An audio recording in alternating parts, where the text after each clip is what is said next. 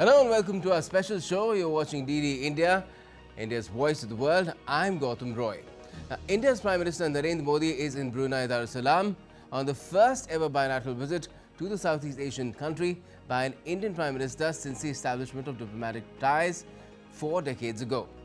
An ASEAN member, Brunei is an important part of India's Act East policy and its vision of the Indo-Pacific.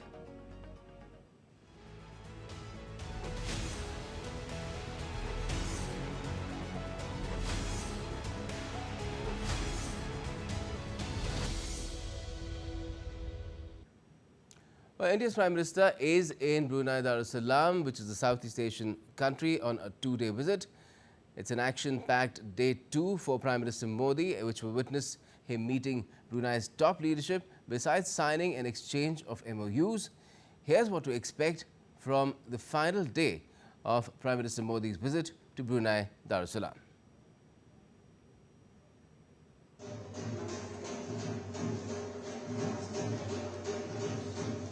A day after inaugurating the new Chancery building of the Indian High Commission and visiting the iconic Sultan Omar Ali Saifuddin Mosque, named after the father of the current monarch of Brunei Darussalam, Sultan Haji Hassanal Bolkiah, Prime Minister Narendra Modi will hold talks with Sultan Haji on Wednesday.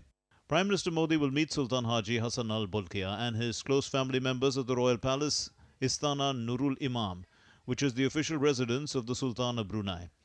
Both sides will also hold delegation-level talks, engage in all existing areas of cooperation, and also explore avenues for cooperation in newer sectors. Both the leaders have met on a number of occasions. They first met on the sidelines of the 25th ASEAN Summit in Naypyidaw in November 2014, and then on the sidelines of the East Asia Summit in November 2017 in Manila. They met virtually in 2021 for the 18th India-ASEAN Summit.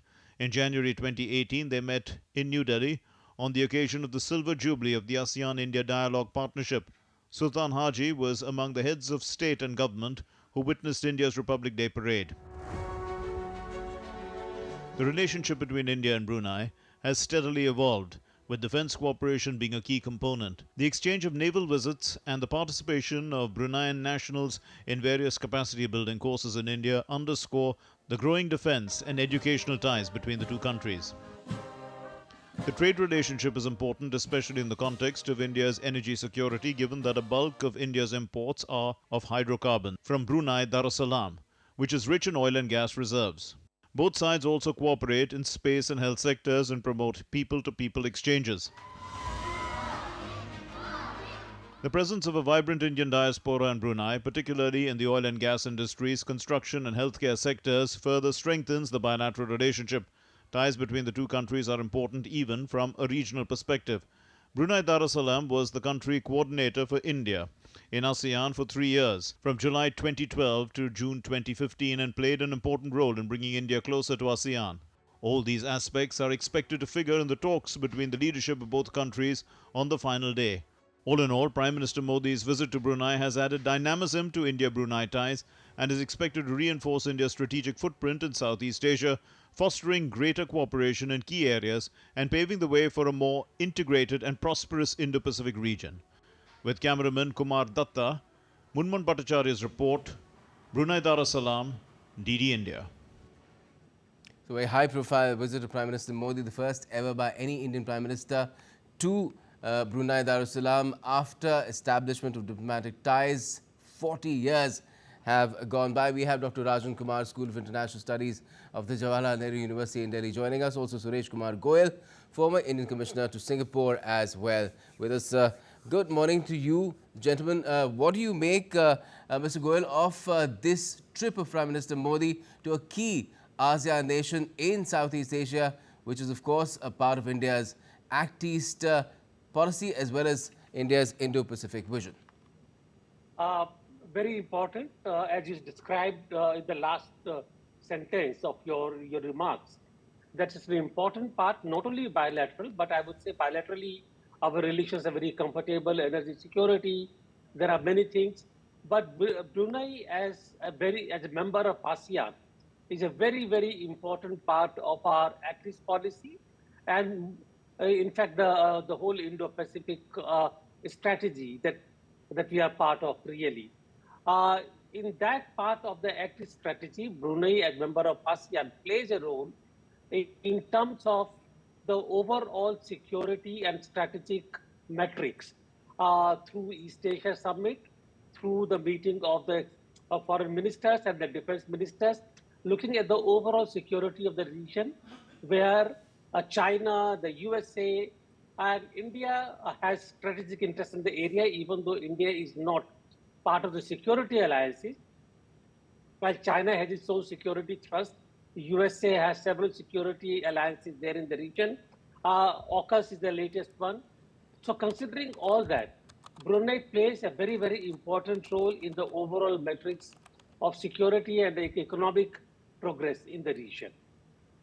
Right. If Yes. I could come to you, Professor, in terms of uh, Brunei as a nation, what can you tell us about it in terms of how it is placed in that particular formulation or that region of Southeast Asia? What is its significance? I think, thank you for having me here first. And this is extremely important. Brunei as a country is a very unique country in the sense that this is a constitutional monarchy. And as you know, monarchy is one of the longest ruling monarch in the world. And he's compared to Elizabeth II of United Kingdom. So it's a constitutional monarchy. Is the per capita income of that country is very, very high. Because of the after Singapore, this the in Southeast Asian region, ASEAN, among the ASEAN countries, the per capita income is second highest after Singapore. And this also has hydrocarbon resources. Some other countries also have it, but Brunei has the main economy, the source of the GDP is primarily the hydrocarbon resources.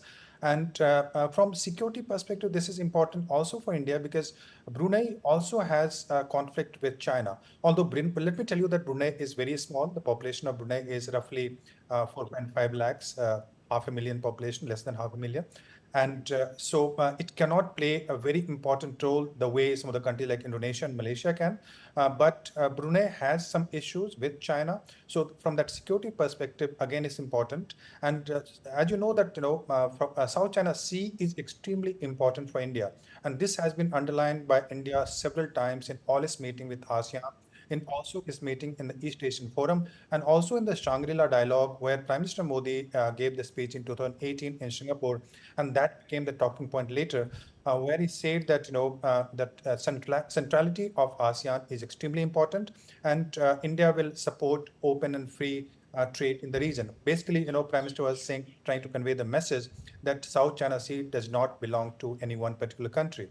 So from that perspective, this is important. The location of Brunei is important. And as Ambassador Goel was rightly pointed out, that you have to see Brunei in the broader context of India's ties with ASEAN. And India's Act-East policy that Prime Minister Modi started. Earlier it was Look-East policy, but now we have Act-East policy. And India is trying to have very strong cooperation, economic and political and security cooperation with ASEAN countries. India's trade with ASEAN is roughly $131 billion. And the problem with the trade is that trade surplus is in favor of the ASEAN countries. So we are importing roughly, say, 42 billion. We are exporting only 44 around something, and we're importing 88 or something. So you can imagine the difference that has emerged in the last few years. So that is one issue. As far as security is concerned, the increasing influence of China, because all these countries have become part of BRI, and also they are part of most of the countries are part of BRI, and also they are part of what is known as Regional Comprehensive Economic Partnership. That is like a free trade agreement, and this was supported by China, and some other countries have also joined and opposed by the United States. So that economic rivalry competition is also unfolding in the region. Traditionally, US has been the dominant player along with Japan, Australia, etc. But now China is emerging as a dominant player, and we are now talking of the centrality of Southeast Asia, centrality of ASEAN countries. ASEAN as well, yes. Where we are saying that apart from these countries, India is also very important, and they want India to play a very active role in the region. Okay. Just stay with me, both of you, please, because let's just tell our viewers about how Prime Minister Modi's visit has been paid attention to where Brunei is concerned. Well, newspapers in Brunei have given prominence to Prime Minister Modi's first ever bilateral visit to Brunei Darussalam. If you look at what's been happening, photograph of Prime Minister Modi being received by Crown Prince at the Brunei International Airport has been flashed on the front page of the Borneo Bulletin, a leading newspaper in Brunei. An inner page also covers Prime Minister Modi's visit to Sultan Omar Ali Saifuddin Mosque, which is an iconic structure in Brunei Darussalam's capital, and shows him sitting next to Minister of Religious Affairs and Health Minister of Brunei Darussalam and being welcomed by members of the Indian community at this mosque. Let me now take you across to my colleague Munmun Bhattacharya joining us from Brunei Darussalam. Good morning to you, Munmun. Just tell us how did Prime Minister Modi's day one go in Brunei, and what can we expect on day two? Gautam, day one, I would say, was high on connecting with the Indian diaspora, high on emotion. The Indian diaspora was extremely enthusiastic. There were at least 3 occasions when members of the diaspora met the Prime Minister immediately after his arrival here in Brunei Darussalam, and after that at the new Chancery building where the Indian High Commission will now function from after the inauguration. So the Prime Minister had those heartfelt moments of love and bonding with members of the Indian diaspora cutting across all sections of society, all age groups. There were children, there were women, there were elderly, there were men folk. They were all excited and enthusiastic before meeting the Prime Minister, and they were almost on cloud 9 after meeting him. The Prime Minister interacted with some of them here at the new Chancery building as well, asked them what they do here in Brunei. He spoke to those who were part of the decor of the new Chancery building, and some students also who had gathered there. Before that, at the hotel, the Prime Minister embraced 2 children and took blessings from an elderly woman. And there were Indians who've been awarded by the Sultan of Brunei Darussalam. So they were also here to greet the Prime Minister. And there was a lot of excitement, I would say, on day one. And of course, it was an important day for the Indian diplomatic community as well, because it's got a new building, which is very spacious, modern looking, yet traditional in a sense, in the diplomatic enclave. And of course, the last part of day one of his visit was at the Omar Ali Saifuddin Mosque, an iconic mosque named after the father of the current monarch, built by him as well. And there too, he met members of the Indian diaspora, and we've seen how the Bruneian media has covered the Prime Minister's visit, flashing photographs of him being received at the airport by the Crown Prince, who's also a senior minister in the Prime Minister's office. He was the personal representative of His Majesty there. That photograph was just before the Guard of Honor that was inspected by the Prime Minister and the ceremonial welcome that he had received at the Brunei International Airport. And of course, there are pictures of the mosque visit as well. So all in all, in terms of people-to-people ties, it was a very important day one of the Prime Minister's visit. On day two, of course, the focus shifts on diplomacy, on bilateral talks, and personal bonding between the leadership of both the countries. They have met before in 2014, in 2017, in 2018, and virtually in 2021 as well. But this is an opportunity to spend more time together. There will be an audience with His Majesty. There will be an audience with some close family members of His Majesty as well. And there will be a banquet lunch that will be hosted by His Majesty. And then we'll see the signing and exchange of MOUs between both the sides. So in terms of substance also, this is going to be extremely important. And I can tell you the sectors where forward movement is expected as well. There's defense sector, the space sector. In defense, it remains to be seen if there will be any formal announcement with regards to a joint working group. We know that both sides were working towards having one. And then we are expecting an MOU with regards to the telemetry command station that is there of India here in Brunei Darussalam, established by ISRO in 2000. Played an extremely important role as far as monitoring eastward launches of various space-related launches are concerned, be it of launch vehicles or of satellites.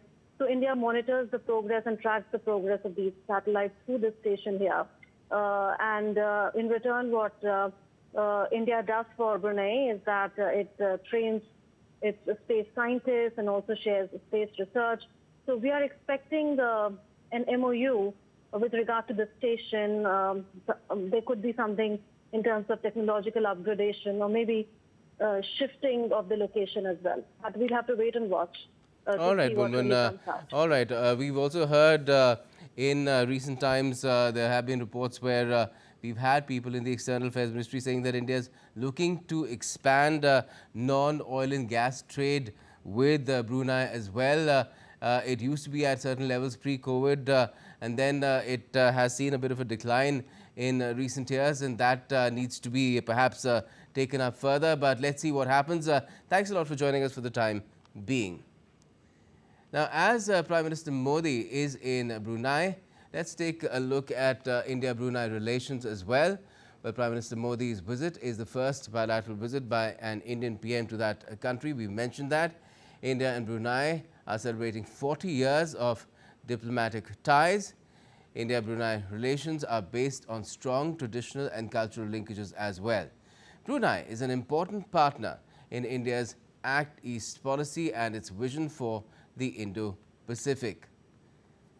The visit is aimed at furthering India-Brunei cooperation in all kinds of sectors. Moon mentioned quite a few of them, from space to oil and gas, of course, and other forms of trade. It will also boost space tech, health, capacity building, culture, and people-to-people exchanges. It's also for exploring avenues for cooperation in newer sectors, especially in the space of technology and biotechnology. The bilateral trade between the two countries was at $286.2 million US dollars in 2023-24. India largely imports crude oil, as has been mentioned, and gas as well from Brunei to the tune of about $500 to $600 million a year.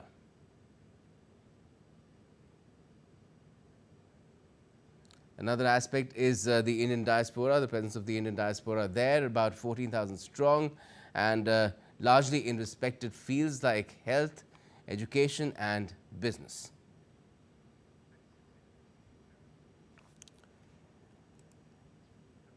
Let me bring in my guests again. Dr. Rajan Kumar, School of International Studies of the Jawaharlal Nehru University is with us, and Dr. Suresh Kumar Goel, former Indian Commissioner to Singapore, is also there.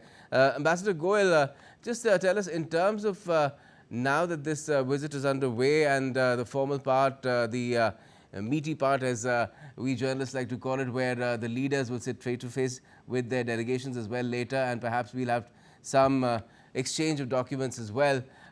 Which are the areas that, apart from oil and gas, that India is looking to focus on to increase trade and investment as well, between the two countries? Once again, thank you very much. I think you mentioned a very important part that I think our delegation should focus on. I really cannot, incidentally, I'm not a former Indian commissioner, former ambassador. I was in Singapore when I was very young. I was not commissioner then, just as a correction.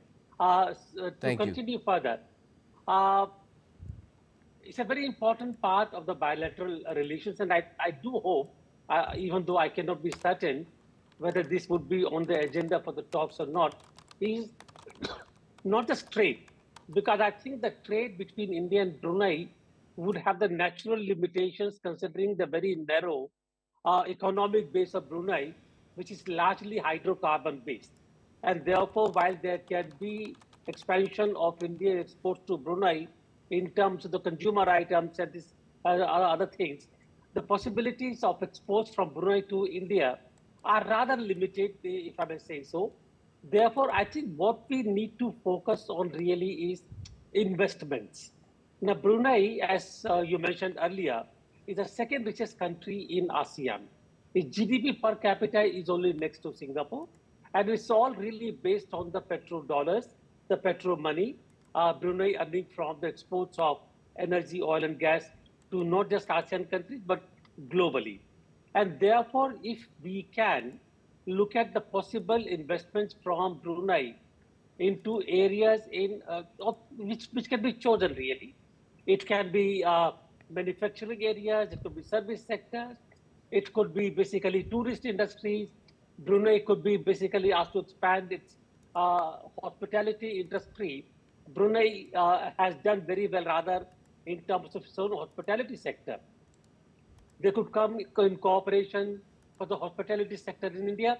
There are enormous opportunities really.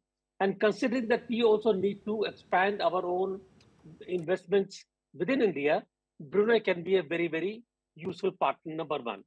Number two, I think that one area where we need to focus on, and we have not done enough, is a cultural ties and the people to people ties. The fact is that Brunei and India, and we have kept on saying it, we have historical relations in terms of people's exchanges. Traders used to go use the ports in Brunei on the way into Malacca Strait and further east for the trading. The doors used to go there. Singapore, Malaysia, Brunei were practically part of the same kind of trade route for the Indian traders. They're familiar with Brunei, and that is when Indians began to also settle in Brunei, Singapore, and Malaysia, etc., because of the trade factor. We can use this people-to-people ties, culture. Even though Brunei is an Islamic country, it's a liberal Islamic country, you do not have the kind of extremism that you see in many other countries, which profess Islam as the state religion. So we can use our own Islamic ethos, our own cultural ethos, build up those ties. You mentioned that the mosque is based on Mughal architecture. It's a great example of the feelings which exist amongst the Brunei leadership for the Indian history, Indian civilization. So I think that is the other one which we can do.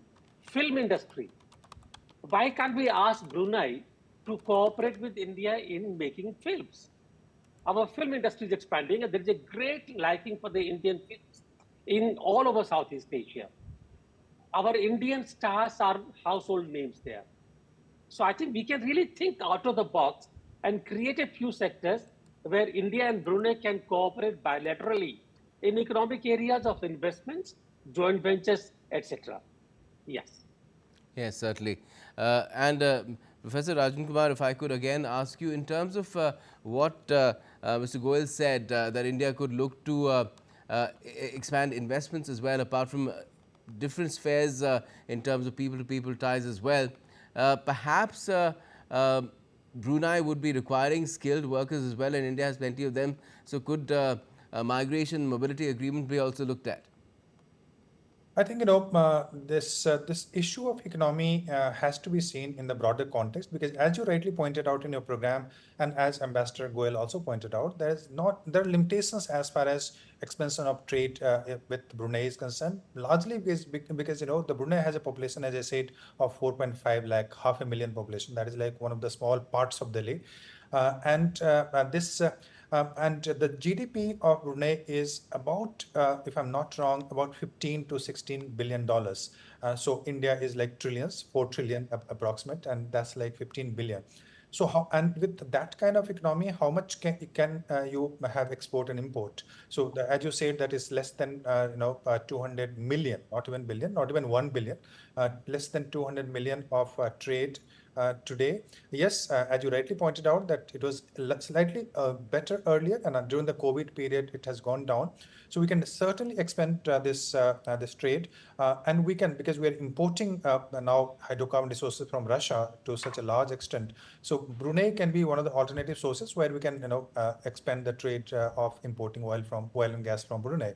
So that's one area, but there are other areas also, as Ambassador pointed out.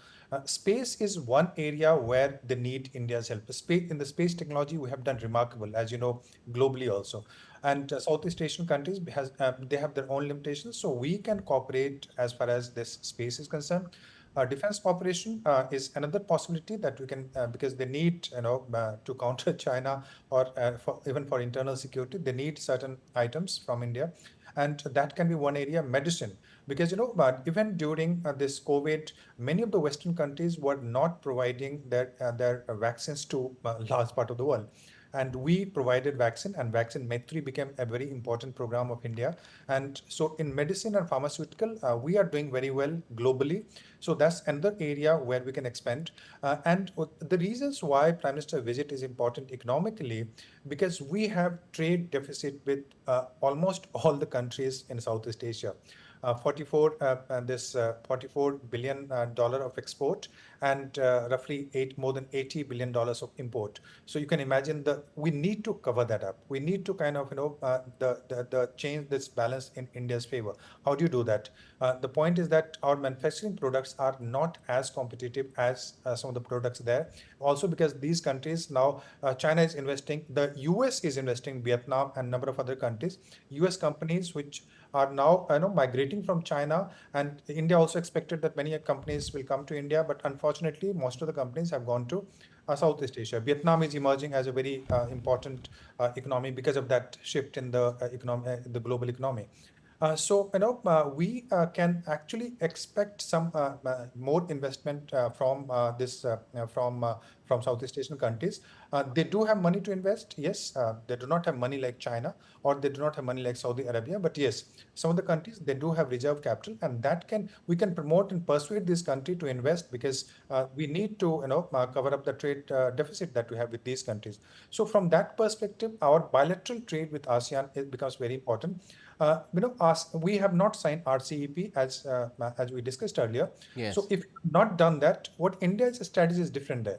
What India is saying that depending on countries' economic status and countries' economic growth, etc., we will prefer bilateral free trade kind of agreement with each country rather than signing a blanket agreement with all the countries together or becoming the member of RCEP. And that's allowed in the ASEAN formulation. Yes, yes. Yeah, Okay. yeah. So that's the reason you see that India is focusing on bilateral cooperation with Brunei, and then bilateral cooperation again with Singapore. With Singapore, we have very comprehensive agreement on economy also, and with Singapore is one of the important countries which is investing in India. It's investing roughly 12 billion or something in the last year. But also, if you see over the time from 2000 till now, so investment from Singapore has come roughly 150 to 160 billion dollars. So you can imagine the importance of Singapore in India's investment. So we can expect more investment from each country in the region, apart from, of course, expanding ties in terms of trade and commerce and people-to-people interaction that Mr. Goel very clearly pointed out. Mm-hmm. And Mr. Goel, if I could ask you again about this people-to-people interaction, because I've just come across an account which is very interesting in 2013 when Sultan Bolkiah had flown his own aircraft to the US to meet President Obama, and President Obama had been quipping that we will encourage him to do shopping because he's still counted among one of the most wealthiest persons in the world. And that also connects with the fact that Brunei in Southeast Asia has the second highest per capita income. So perhaps one could look at encouraging connectivity between India and Brunei so that more and more people from Brunei travel to India, see India, the great country that it is, and through that way we earn some foreign exchange. Yes, absolutely. I agree there that if we were to encourage Brunei nationals to travel to India for all kinds of things, there are so many things that we can do together. For example, wedding sector. Now, many people from abroad, Southeast Asia apart, Middle East, Europe, so many people are looking at India as a wedding destination. Prime Minister has spoken about developing India as a wedding destination because of the kind of locations we have, the attraction we have in terms of creating unique the unique symbol of the marriage, etc. Udaipur, you name it. There are so many. And for people from Brunei, in South, there'll be so many locations like in Kochi, they could go to Chennai, etc. There are so many. In Kerala, they can go to the Kerala marshlands on the boats, etc. So there are so many things. Wedding industries can be developed really to attract people from Brunei to come to India. The hospitality sector I mentioned already, we can encourage Brunei to really take part in our hotel industry, and also that would really, you see what happens is that when I go to, let us say, Europe, I look for a hotel where I develop a comfort level. And therefore, if I know that there are people who understand what I like, I gravitate towards that particular hotel. And therefore, if Brunei were to take part in our hotel industry, that would also encourage people from Brunei to travel to India. These things are all interlinked. Culture. I mentioned Islam and culture, Bharatanatyam, film industry. Yes, I think we can encourage Brunei to basically take part in a huge number of people-to-people related sectors in India. Yes. Certainly. Okay, just stay with us a little bit longer. Let me just tell our viewers what happened on day one of Prime Minister Modi's historic visit to Brunei Darussalam. With Prime Minister Modi inaugurated what is the new Chancery building of India there in the heart of Bandar Seri Begawan, which is something that had been awaited for a very long time. Let's take a look at what this entire Chancery is also all about. Strengthening historical ties with the aim of deepening the strategic partnership in Southeast Asia. India's Prime Minister Narendra Modi arrived in Brunei Darussalam for his first ever bilateral visit. He was warmly welcomed in Bandar Seri Begawan by Crown Prince Haji Al Muhattadi Billah. Brunei plays a crucial role in India's Act East policy and Indo-Pacific vision. Upon his arrival in Bandar Seri Begawan, the Prime Minister was accorded a ceremonial welcome, highlighting the significance of this visit. In a significant moment, Prime Minister Modi inaugurated the new Indian Chancery building in Bandar Seri Begawan. Unveiling the plaque, he also interacted with the Indian community members who had gathered there to greet him. The Indian High Commission will now operate from this newly inaugurated Chancery, which beautifully blends Indian cultural elements and the colours of the Indian tricolour, showcasing a fusion of tradition and modernity. Very happy to receive our Prime Minister, and we have been long residents in Brunei, and very happy and proud to see him visit Brunei for the first time. It was great to meet Narendra Modi ji. We are waiting for him for so long. It's like a dream come true. I was very happy about Narendra Modi. Yeah. Strengthening people-to-people ties, Prime Minister Narendra Modi visited the Omar Ali Saifuddin Mosque, named after the present Sultan's father. At the mosque, PM Modi was warmly greeted by the Indian community. The visit underscores the friendly relationship between India and Brunei, marked by mutual respect and shared values on bilateral and multilateral platforms.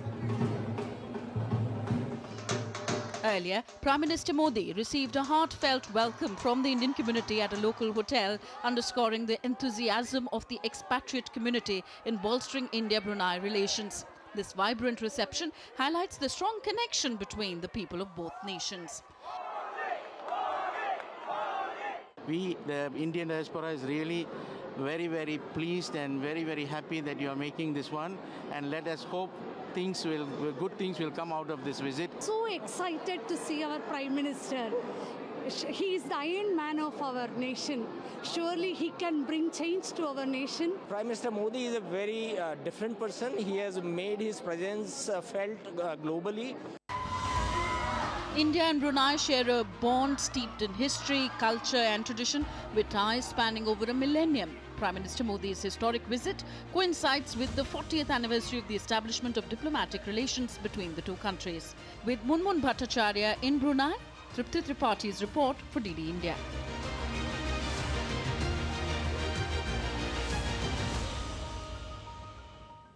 And the new Chancery building at Brunei Darussalam's capital, Bandar Seri Begawan, is a mix of tradition and modernity.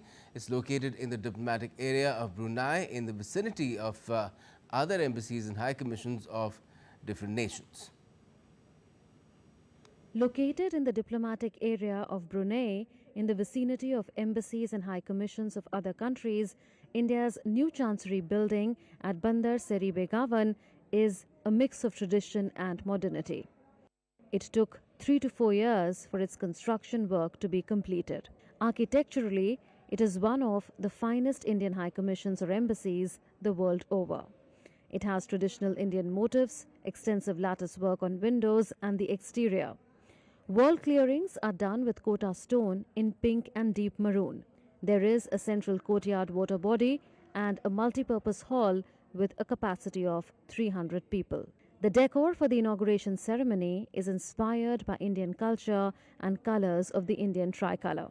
The whole decor is conceptualized from the Indianness that we all have deep inside our souls. We have the national flower, the lotus, the national bird, that is the peacock, and we have conceptualized our decor around the uruli, which is a communal vessel that is used for cooking in Kerala. And here in Brunei, it is all about the Indian community and how the community come together when an event happens. Indian High Commissioner to Brunei Darussalam expressed his sentiments. That occasion that from the ancient and the medieval to the modern and the post-colonial, we have an opportunity based and premised on the foundations of a very strong Indian diaspora here, which I spoke of, to make a new beginning. It is emblematic of our relations and its possibilities in future. The Indian High Commission in Bandar Seri Begawan is thus all set to enter its new spacious and modern-looking home. With cameraman Kumar Datta, this is Munmun Paracharya from Bandar Seri Begawan for DD India. So India will have a renewed sort of a re-established presence in Brunei as well. Well, let's again bring in our guest, Dr. Rajan Kumar, School of International Studies of Jawaharlal Nehru University, and Suresh Kumar Goyal, former senior diplomat. Both are with us. Mr. Goyal, if I could come to you again, what would the establishment of this new Chancery, the Indian Chancery in Brunei, in Bandar Seri Begawan capital, really mean as far as relations are concerned between India and Brunei? Could we perhaps see more people-to-people interactions and better relations altogether in terms of both business investments, because there will be an added focus now, perhaps more personnel as well to process things, and things will move faster? Absolutely. Before I come to the question you asked, it just occurred to me. We have been talking about Bandar Seri Begawan, capital of Brunei. Have you even thought what it means actually? Bandar Seri Begawan, Bandar is actually the name for the city. A city. Does that mean port? A port, a city near the port. So, Bandar Seri Begawan, and Bhagwan is the god. It's a word taken from Sanskrit. So, I mean, I just thought that I'll mention it to you as an example of influence that we have had, ancient influences, which are percolated between India and Brunei over the past millennia, really. Anyway, that apart, coming to the construction of the new Chancery building, as I was saying yesterday on the DD News, a Chancery building is a reflection of our aspirations on what we are looking for in future in the relations between India and the host country. It is based on the past, obviously. Therefore, the cultural values, the cultural icons, you have Nataraj there, you have Urli there. So you reflect the whole Indian ethos, the Indian civilizational values and the culture there. At the same time, the High Commission building is the place where they are going to lay the foundation for the new events, new episodes in the relations and the development of relations. And therefore, we talk of the openness. We talk of the places where people from Brunei and India can come and meet together, not just for events, but for various meetings, interactions, ideas, confluence, etc., etc. And therefore, I would say what the building, I've not been to the building, I've seen the photographs. It's a very open kind of a space which they have created, besides the usual office space and the multi-purpose hall. But like what I'm now seeing in the pictures here, they represent what we are looking for in the relationship, further development on the basis of exchange of ideas, conversations between them, identification of mutual areas of interest, etc. So I would say, and the architecture, of course, is very impressive in any case, needs to say. Therefore, I must say that I'm rather excited to see the building, and I wish I could visit there soon. Yes. Well, we hope that that occasion arises soon. Dr. Rajan Kumar, if I could also ask you about what you feel the establishment of a new Chancery, a larger Chancery, where India's presence is really is established in Brunei. What would it really mean in terms of how we want to forge ahead with our ties with Brunei? I think, Ambassador Saab will answer this question better. But let me tell you that there is a politics behind, the setting of the Chancery or the embassies that you see in different parts of the world. And this is a reciprocal arrangement where if you have, if one country gives, this area for setting up embassy in a central point, so the country will also reciprocate. And if you are seeing a very large building being, a chancery, a beautiful chancery being, constructed there in the heart of the city, so that means the kind of importance that Brunei is giving to the emerging country called India. Leaving aside the past, Brunei looks at India from a perspective where it sees India as an emerging power, and it also sees, the cultural connection, etc. The history is already there. Historically, we know that the entire region of Southeast Asia, they have been influenced by two primary cultures and the cultural two civilizations. One was the Indic civilization, where you had starting from Buddhism, and then Hinduism, if you treat Hinduism slightly differently, Buddhism, Hinduism, and then Islam. So all three, these cultures have migrated from India to different parts of Southeast Asia. Trade was an important link, but the other influence in this, all the countries of Southeast Asia that you'll find, that is the influence coming from China. And even the ethnicity or many of the ethnic conflicts that have emerged in that region, or the ethnic tension that exists in the region, they are not necessarily based on religion, they are based on ethnicity. In Malaysia, to some extent in Singapore, to some extent in Brunei also, although Brunei is primarily this Malay population, the language is Malay, and the religion is Islam, which is again very similar to Malaysia, etc. But coming to your point, the Chancery is very important. Chancery is kind of emblem of this Alok Dimri, who is the ambassador there, and his brother is a faculty in my university.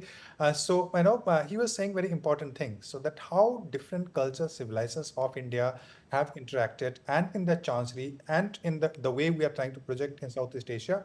So our history will play a very important role, and that we can do through the architecture, through the art, and through the kind of diplomacy that we do in Brunei.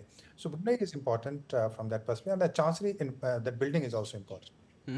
And the other thing that we saw, Mr. Goel, is the fact that the Prime Minister also met the Indian diaspora there also at the Chancery building, apart from when he went to the mosque too. People met him there. Now, there are 14,000 strong, but just tell us what kind of a presence do they really signify for India, and how have they been contributing to the society there in Brunei, which is barely about 500,000, and although still they occupy a very important place in that society, is what I hear. Absolutely. You see, most of the Indian community in Brunei is of more or less recent origin over the last 40 to 50 years, maybe 100. There could be a few who settled down in Brunei long time ago. I don't remember how many, but who basically settled down there. As I mentioned earlier, the boats would go to Southeast Asia. They would be flying right up to Thailand, Indochina, etc., to Cambodia, Vietnam, through Malacca Strait, and Singapore, Brunei, Malaysia would be the ports where they would anchor, and many Indians settled down there. In fact, at that time, not in Brunei, but I'm witness to some temples built, Shiva temples built by these people when they came to Malaysia. And the temple, the most famous temple in Kuala Lumpur, was actually built by those traders. Therefore, there would be some very old type people, but most of the people in Brunei are of a recent generation who have migrated there in terms of the nation building in Brunei. So they are part of the hydrocarbon sector there. They are part of the health sector there as doctors in the hospital, practicing there as educationists in the university and doing research. There will be a large number of people also studying and working on the research sector. So most of these people would be the younger generation, sort of 40 to 50-year kind of a profile, and their families. And therefore, they are the people who have seen and who are witness to what India is today. So their idea of India or their notion of India is not of 200 years ago, but current India, modern India. And therefore, they form the right and I think a very effective bridge between India and Brunei, not just in terms of past, but what they can do together in the modern times, technology era, IT sector, etc. So they are basically the people who can guide each other, both the countries, in terms of the future cooperation and the future working together. Right. Yes. Okay, I'll request both of you to stay with us because we're taking a very quick break at this point. You can stay with us as we get you more on PM Modi's second day in Brunei. Engagements between the two sides to begin very shortly. We'll have regular updates for you. Stay with us.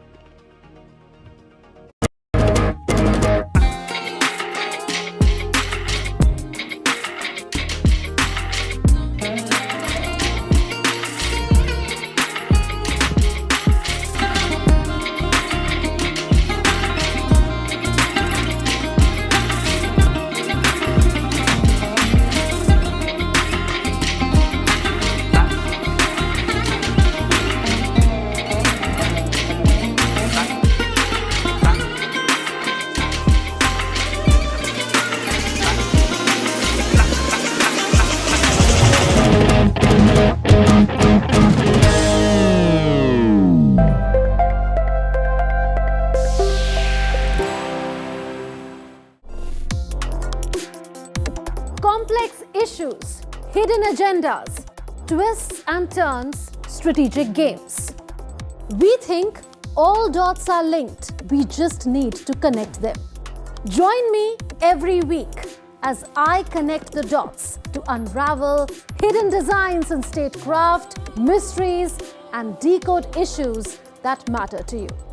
Watch Connecting the Dots with me at these times on DD India.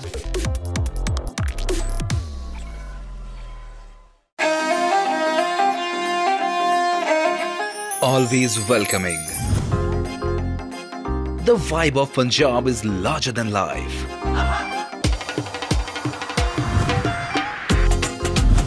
Warm up to grandeur that's beyond compare.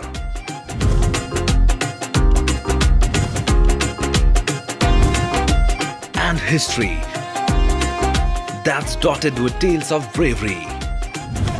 Smiling soul of India, where music, art, cuisine and culture comes together to create an unforgettable impression.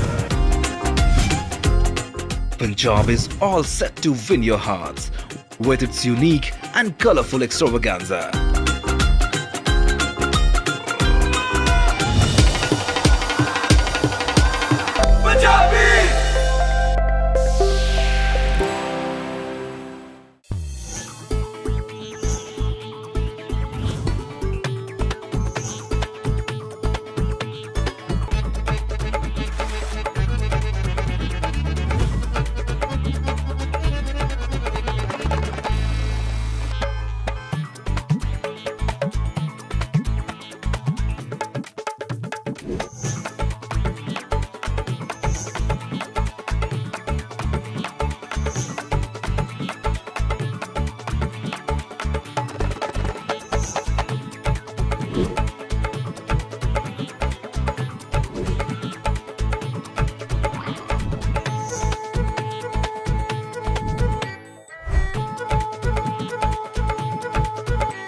Welcome to Jaipur.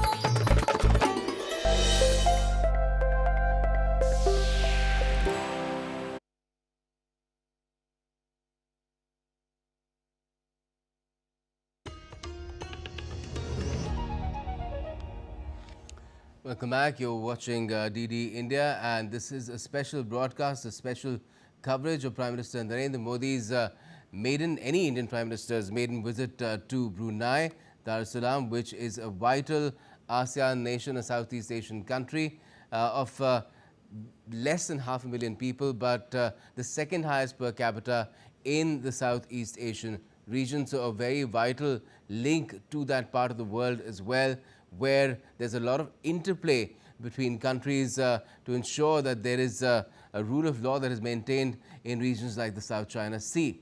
Now, as India's Prime Minister is in Brunei, let's take a look at what makes its capital city of Bandar Seri Begawan so special. DD India's Munmun Bhattacharya has this report. The capital and largest city of Brunei Darussalam is Bandar Seri Begawan. The city is a financial and administrative center and is known for a river port called Muara Port.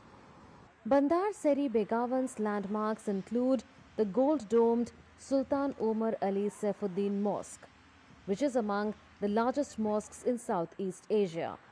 Istana Nurul Iman, the 1,788-room Royal Palace and the Hassanal Bolkiah National Stadium. Alongside the modern city is an older settlement called Kampong Ayer or Water Village. Here, people live in houses raised on stilts along inlets of the river. A network of raised wooden walkways connects the houses. A water village probably existed in this region as early as the 600s. The modern city became the capital of Brunei in 1920, and until 1970, it was called Brunei Town. Bandar Seri Begawan was once predominantly an agricultural trade center and a river port, but it suffered extensive damage during the Second World War, after which it was largely rebuilt and became the country's financial and administrative center with a port at the mouth of River Muara. With cameraman Kumar Datta, this is Munmun Bhattacharya from Bandar Seri Begawan for DD India. And we still have our expert guests with us, Suresh Kumar Goel, former senior diplomat, and Dr. Rajan Kumar of School of International Studies of Jawaharlal Nehru University in Delhi. If I could again come to you, Mr. Goel, in terms of defense ties, what sort of defense ties over the course of 40 years have India and Brunei enjoyed, they've had, because Brunei is in a very critical part of the world in Southeast Asia, and what is the scope of extending them further? I will not be able to comment on the existing nature of the defense ties simply because I do not have the information.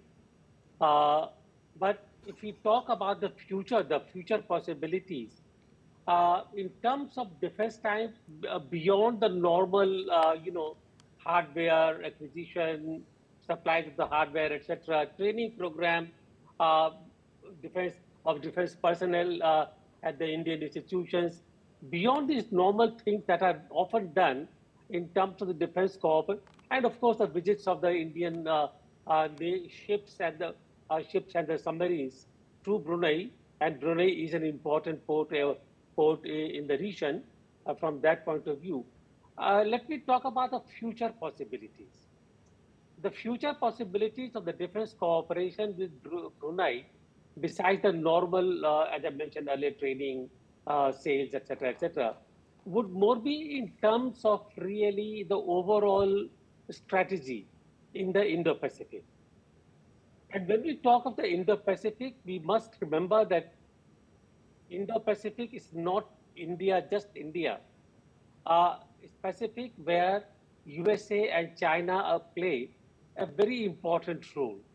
China has been expanding its footprints, its maritime footprints in the Pacific through various things, through South China Seas, where it has actually, under the garb of the 9 dashed lines, has begun to build those air landing strips, the different structures on the islands in the South China Sea.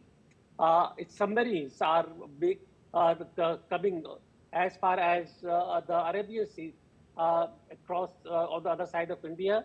Sri Lanka, Bangladesh, they have provided port facilities to the Chinese ships, and therefore China has emerged as a very, very important player, maritime player in the region. USA has already been there as a part of the Pacific, really. We know the alliances which exist, USA, South Korea, USA, Philippines, Taiwan, Japan, you name it. I mean, there are several alliances. AUKUS is a recent one, and therefore, there is always an attempt of China to really displace or really displace USA as far as possible in the region to become an important player. And therefore, when the ASEAN takes a call on any kind of a defense cooperation, they are the factors they will keep in mind at all times. China and the USA, and how it is going to play up really in any kind of security matrix or defense matrix there really. From that point of view, we have been talking about the centrality of ASEAN in any kind of a security matrix in the region. And Brunei will be part of that security matrix. And we need to keep that in mind, that because of the Brunei's typical or very important geostrategic location and maritime location, in any future strategy, Brunei will play an important role, and therefore to build up those ties with Brunei, keeping the future in mind, will be very important. Certainly. Would you like to add something to that, Dr. Rajan Kumar? Because again, if you look at the past, Brunei is a small country. It literally lives under the shadow of China. But diplomatically, it has perhaps been putting more than its own weight, where ensuring the laws of the sea are adhered to in South China Sea, because it has its coast along the South China Sea as well. They are adhered to, and Indian ships, like Mr. Goyal mentioned, have been going there as well to establish that sort of navigational freedom. Yes, with your permission and with permission of Ambassador Goyal, I would like to add a few things about this defense cooperation between the two countries. I think the most important part is this naval cooperation. What has happened in the last few years, roughly last 20 years, so starting from 2014 onwards, that even the Royal Brunei ship, which is their most important ship, and that visited Mumbai and that visited India. So that naval exchanges is an important component of this defense cooperation between the two countries. And our naval ships have also, Rana, INS Rana, Kulis, etc. They have been regularly visiting this Brunei. That's number one. Number two, some of our naval officers, they also went and got some training there, because that's a country which is dominated by the sea. So some of them they got training there. Third, we have also conducted joint this naval exercises. So that's the third component of defense cooperation. And also, we in India, we have this defense exhibitions, and Brunei has been an important this participant in that. So these are the broader areas of cooperation. But what the point that you raised, Gautam, that is very important. That it's not just about the bilateral exchanges where the two countries are having exercises, and India is planning to export more defense items to Brunei. The broader security of that region is important, and that India fits in very well into that Brunei's broader strategy. Because as I said, that Brunei, Brunei has also dispute with China. Although Brunei will never raise this issue in any official forum, but if you talk to the people informally, they'll point you out that Brunei is not happy with the Chinese expansionism in South China Sea, and one part of Brunei is on the bank of South China Sea.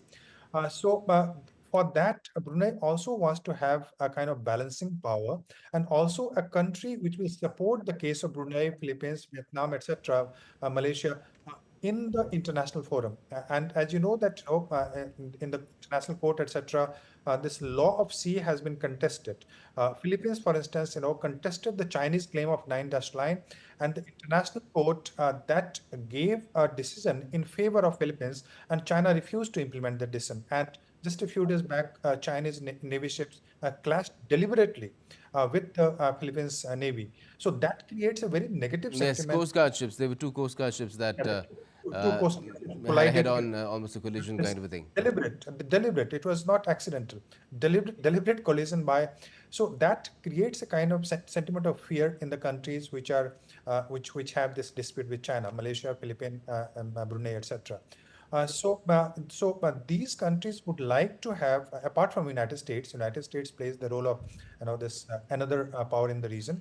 Japan also wants to play a very important role in the region, and it has good ties, good investment, economic etc. But Japanese military is not that powerful, so they also want somebody who can play an active role. And India as a country, let me tell you that we are the bordering country of Southeast Asia. This barrier, what we see that the Southeast Asia is the extended neighbor and not the primary neighbor. That's a false conception. Why? Yes. Because Myanmar, which is a member of this ASEAN, Myanmar is a bordering country. So and we also try to develop connectivity through Myanmar to Southeast Asia through Thailand, etc. BIMSTEC. So we can play a very important role, but we'll have to have more deeper engagement in terms of economy, in terms of connectivity, in terms of cultural certainly, because our connectivity in Myanmar, we made concerted efforts, but the situation is not very stable there. So that is something that has been a bit of a problem area, but well, we've been trying to engage with ASEAN on that as well. But let's tell you what's been happening on day 2. The formal engagements of Prime Minister Modi have begun in Brunei. Prime Minister Modi, this has been put out by the Ministry of External Affairs of India, that Prime Minister Modi was warmly welcomed at the Istana Nurul Imam, which is the palace by, as you could see, the Sultan there. In a post on X, India's External Affairs Ministry has said that Sultan Haji Hassanal Bolkiah of Brunei and his close family members, all of them were there to welcome the Prime Minister. And the tweet further said that Brunei is an important partner in India's Act East policy and its vision of the Indo-Pacific. These are the images that have come up on the X, or formerly Twitter, handle of the Ministry of External Affairs. And that indicates that the day 2 formal engagements have begun. The two leaders are said to have talks there, one-on-one, and then, of course, delegation level talks as well. We can expect some exchange of documents to take place as well. And then there's a lunch that is also being hosted for Prime Minister Modi, where again all the family will be present of the Sultan of Brunei. Let me come back to you, Mr. Goel, in terms of how things are likely to pan out for today, because we are expecting that there will be some exchange of documents, particularly in the areas of expanding ties, trade, which could be also about energy, but also non-energy too. Well, we have to see what actually the documents say. As you were discussing before, there is a need to go beyond just the energy cooperation or the energy trade between India and Brunei. Eventually, the energy trade depends on so many global factors. You remember what happened to our sourcing of oil from Iran and the Middle East after Russia play came into being. Therefore, we need to go beyond that, and in that sense, I think economic cooperation, diversifying economic cooperation is important. This could be through investments.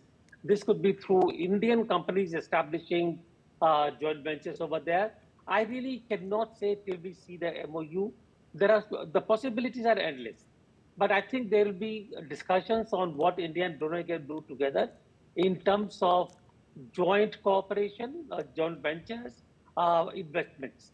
That would be an important part of the discussions beyond just trade.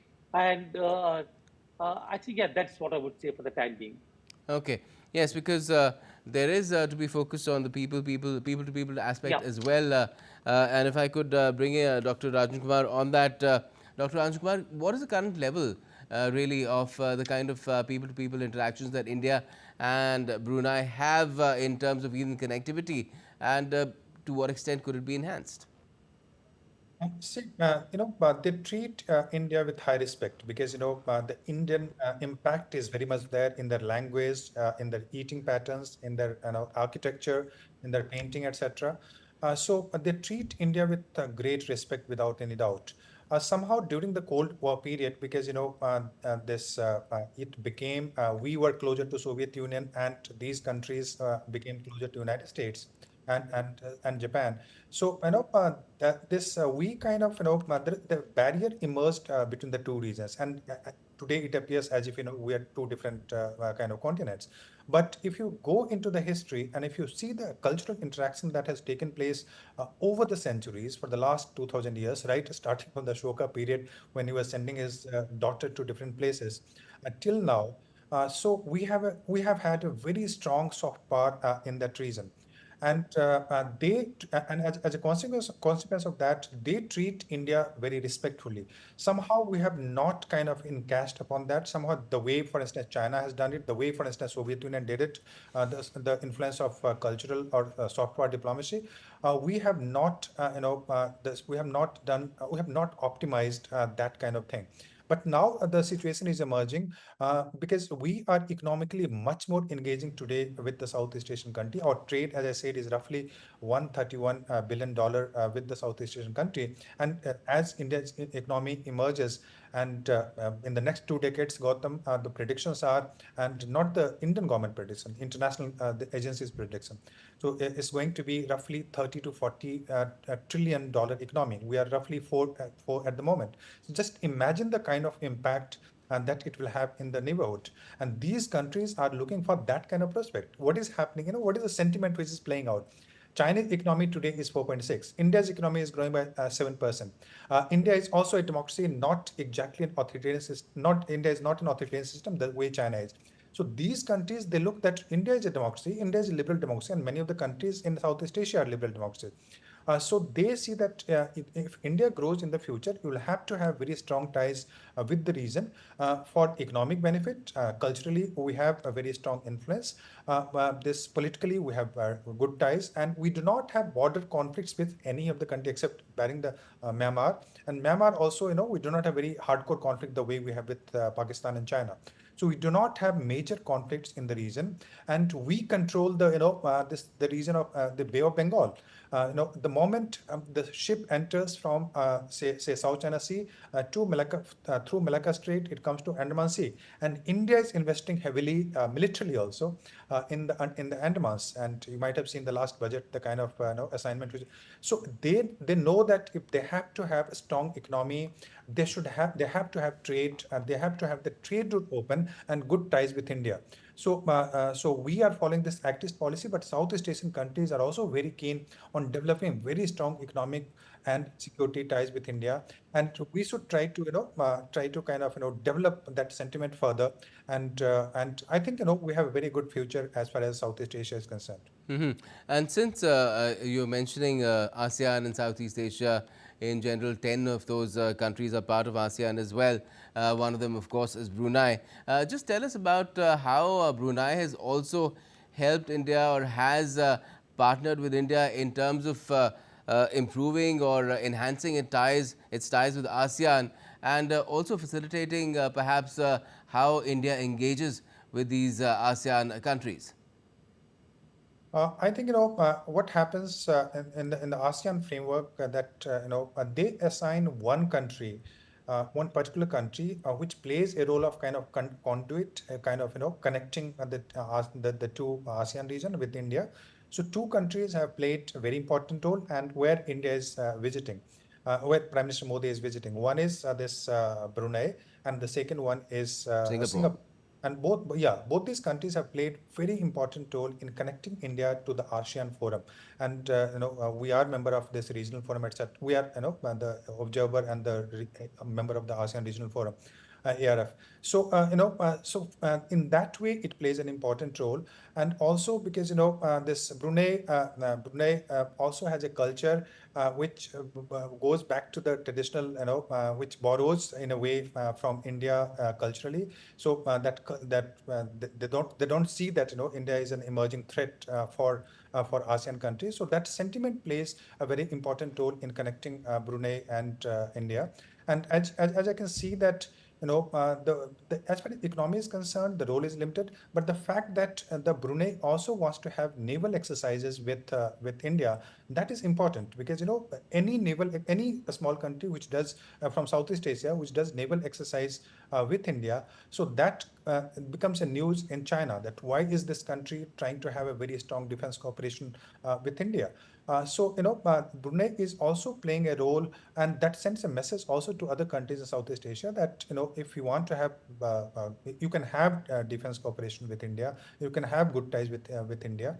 So all that, in my view, plays a psychological role also, and plays a very positive role in creating a sentiment in the ASEAN region for better connection with India. Some of the countries are very well, they have very good ties. For instance, Thailand, Vietnam, they have very good ties with India because of historical, economic, and the contemporary politics.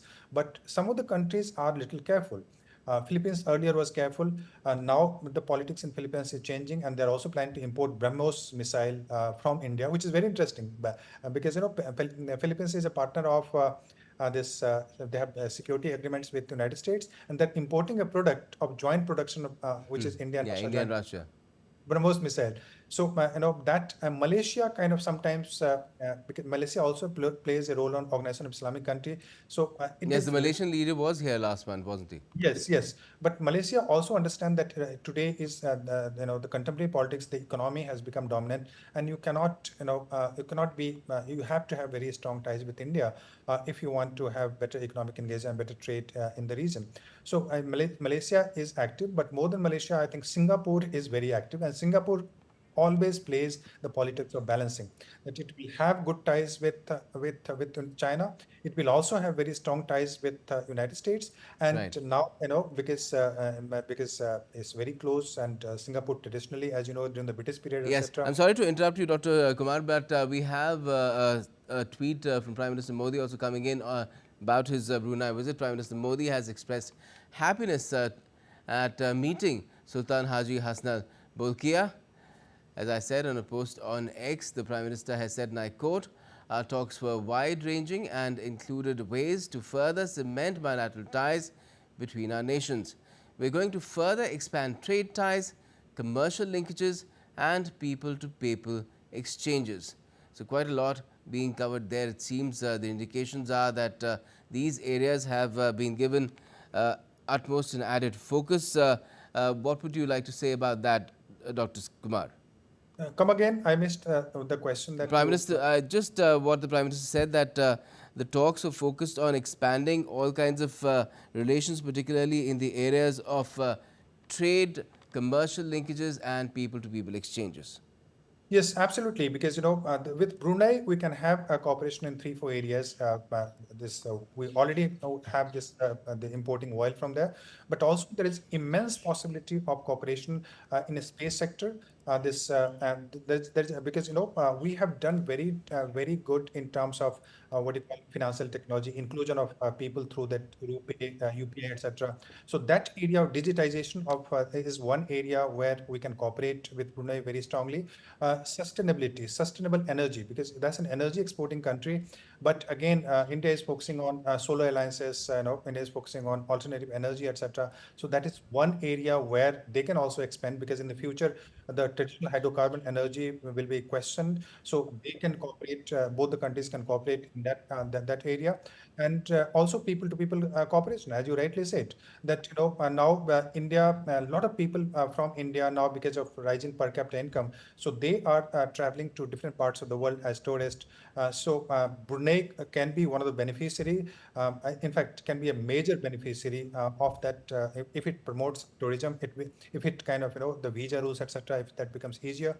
So the two countries are going to benefit. In fact, Brunei will benefit much more from India's cooperation than India benefiting. Yes, India needs smaller countries for various reasons, for ASEAN, for security reasons, but also from because India needs the support of small countries when it comes to supporting India's membership to United Nations Security Council, etc. And also in different multilateral forum like IMF, World Bank, where the issues of the global South are very different from the issues of global. Certainly. So from that perspective, the smaller countries are very important, and we should not play the role of the big brother. We should respect the sovereignty, and we should have mutual respect for country, irrespective of the population and the size. And India does that and that's a good policy for. Certainly. Let me now bring in my colleague Munmun Bhattacharya as well, joining us from Bandar Seri Begawan with the latest on what's really happening in terms of the engagement that Prime Minister Modi has been having with the top leadership of Brunei. Munmun, what more can you tell us how will these ties be further given more focus, more sharpness? How will they be enhanced, be they trade, commercial linkages and people-to-people exchanges?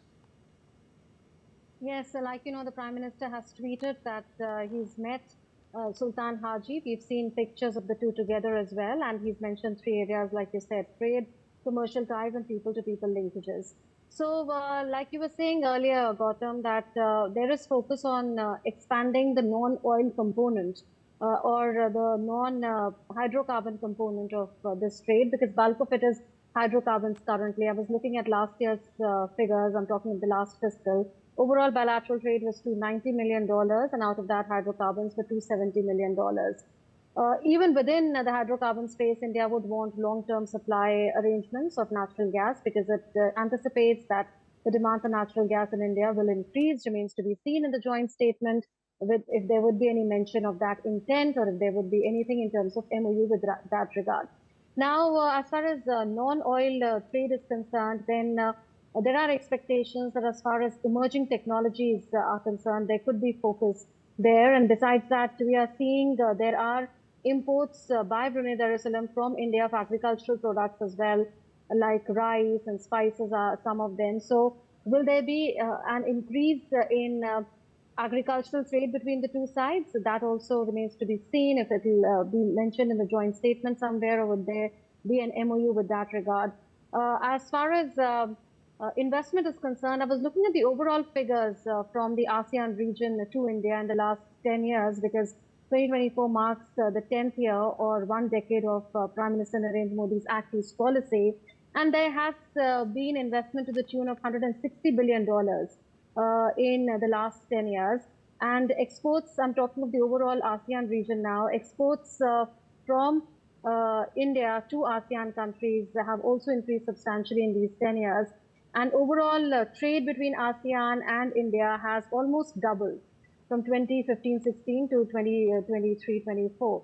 So we expect forward movement in that context also. And like you know, in the past decade or so, between India and Brunei Darussalam, there was more trade happening. It was to the tune of $500 million. But in the last couple of years, there has been a decline. So it would, of course, be an agreement that reflects mutual benefit of both sides. You have to wait for the fine print to know which sectors that would be. But if we come to people-to-people exchanges, then again, there's a lot of scope. So there is no direct flight between the two countries as of now. But that changes from the 5th of November, when a direct flight would start between Bandar as well as Chennai, and that will be thrice a week. So there will be resumption of direct flights after 9/11. This was suspended because there was a direct one between Bandar Seri Begawan as well as Kolkata. So that, of course, would have a domino effect on tourism, on business ties, on investment ties, on greater people-to-people exchanges. There are so many Indians here in a country of less than 5 lakh. There are 14,000 to 15,000 Indians. 50% of the Indian expatriates are semi-skilled workers or unskilled workers working in oil and gas industries and construction and retail and textiles, etc. So they will get to get home easily. There'll be ease of travel. Many more Indians could come here for work purposes. And of course, trade and investment will definitely get a boost when there is direct flight connectivity. And it remains to be seen really what else could be there mentioned in the joint statement on culture, and if there could be an MOU with that regard. But yes, we are expecting an MOU in the space sector. And it remains to be seen again whether there would be a joint working group announcement in the defense sector. Both sides have been working closely for the past some time now towards having a joint working group on defense. All right, Munmun, since you've been there, just let me know in terms of what is the perception about India there, because the world has been watching India's rise, India's progress in especially spaces of technology, be it renewable energy, where India has had a global initiative with the International Solar Alliance. India has been making an open offer as far as digital public goods is concerned, based on our unique identification number. Now, has that generated excitement in Brunei as well? Is it something that Brunei might look to be part of or adopt in some manner? It's difficult to say, Brunei, Gautam, specifically on, that because as far as the perception of India is concerned, India is seen as a country which has been traditionally, culturally and civilizationally close to Brunei Darussalam. Some time back when I was giving a live on DD News, a Malay national asked me that, are you still working? I said, yes. He said that, are you working because of Prime Minister's visit? I said, yes. He said, the Prime Minister is still here. He is in Nurul Iman, which is the Royal Palace. I said, yes. So basically, the Malay nationals are tracking very closely Prime Minister's visit. They are a well-aware population of less than 5 lakh, and they are interested in deeper ties.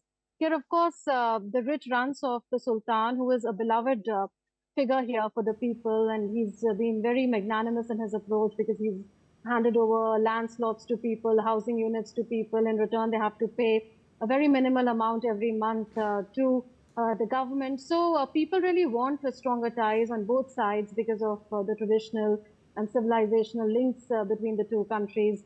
Here, talking of the Omar Ali Saifuddin Mosque, there, the architecture is Indian Mughal, and particularly the Taj Mahal's architecture is something which has had an influence here on the then Sultan Omar, who got this constructed, and the name is also of the mosque after him, and he is of course the father of the current Sultan. So architecturally also there has been an Indian influence on monuments here, including the iconic mosque of Omar Ali Saifuddin. On the specifics, I would refrain from talking at this point in time, because this is really in the realm of speculation. In some time from now, we would know what the MOU contains, and if there is something in terms of DPI, because that will be very interesting if Brunei Darussalam really would show interest in that regard.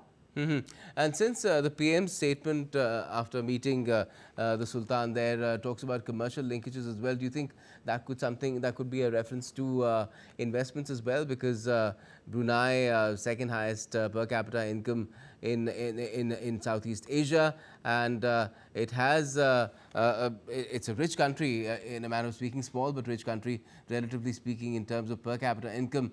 So is that something also that could perhaps be reflected in that joint statement when it comes? Yes, Gautam, before coming across to you, I was talking to Ajay, and he was telling us about an anecdote that when he had gone to the United States. Yes, or it's a 2013 anecdote. That you might have heard. Yes, so that Barack Obama told the Sultan that, when there is a downturn here in the US economy, we would want you to and your people to really buy from here. So of course that goes on to say a lot about the high per capita income here, high living standards here, the cost of living, the living standards here are among the highest in the world. The infrastructure is really world class and modern. In the domes in the mosques here, gold and marble has been used.